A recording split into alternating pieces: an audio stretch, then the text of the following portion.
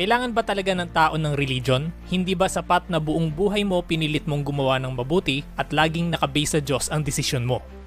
Unang-una sa lahat, para masabi mong mabuti ang isang bagay, kailangan mo munang malaman kung ano yung mga gusto at ayaw ng Diyos. Kaso paano mo malalaman ang gusto at ayaw niya? First, kailangan malaman mo muna kung anong scripture ang pagbabasihan mo ng rules niya. Pagkatapos nun, ano naman ang tamang interpretation ng scripture na sinusunod mo. At kung ano man yung sa tingin mong tamang scripture at tamang interpretation, possible na may tawag dyan sa paniwala mo na yan. You can call it religion, sekta, or simply call it way of life. For me, that doesn't matter kung ano ang tawag mo dyan. Ang pinaka-purpose na lang nun ay para ma-simplify mo in few words lahat ng paniniwala mo. Example, yung friend ko.